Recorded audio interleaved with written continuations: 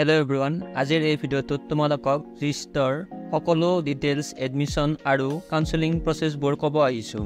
এই ভিডিঅ'টোত বহুত ইম্পৰ্টেণ্ট কথা ক'ম আৰু যোনে ৰিষ্টত এডমিশ্যন ল'ব খুজিছে সেইসকলে এই ভিডিঅ'টো শেষলৈ চাব। তেনেহ'লে ভিডিঅ'টো আৰম্ভ কৰোঁ।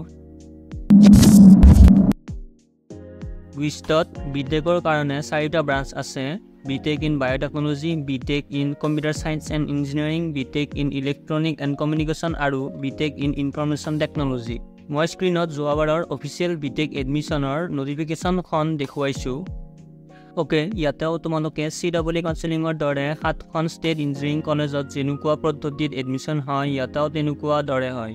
মানে ইয়াতেও অনলাইন ৰেজিষ্ট্ৰেশ্যন কৰিব লাগিব গুৱাহাটী ইউনিভাৰ্চিটিৰ অফিচিয়েল ৱেবছাইটৰ পৰা। তোমালোকে বাৰু স্ক্ৰীনত দেখাই পাই আছা কোনটো ৱেবছাইটত, আৰু তাৰপিছত কাউন্সেলিঙো অনলাইনতে হ'ব।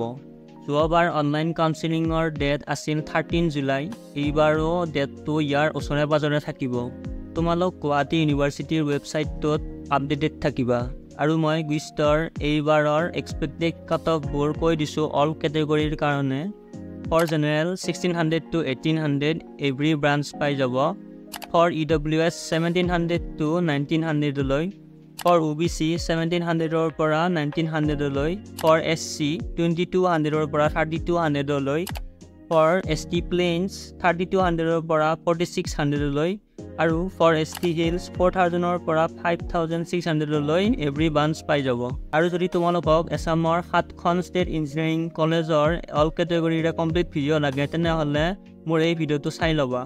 আৰু এইবাৰ ৰিষ্টৰ প্লেচমেণ্টটো কৈ দিছোঁ লাষ্ট ইয়াৰৰ। Highest salary package 8.40 lakh per annum আৰু average salary pack 3.20 lakh per annum। আৰু এটা কথা ক'বই পাহৰি গৈছিলোঁ, ৰিষ্টত BTech এডমিশ্যন JEE মেইনছৰ স্ক'ৰ কাৰ্ডেৰেও পাওঁ। তেনেহ'লে ৰিষ্টৰ ইম্পৰ্টেণ্ট ডিটেইলছবোৰ কোৱাই গ'ল, আৰু যদি বেলেগ পাৰ্টিকুলাৰ কলেজৰ ওপৰত জানিব বিচাৰিছে তেনেহ'লে কমেণ্টত জনাব।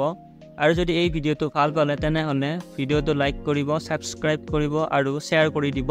ধন্যবাদ।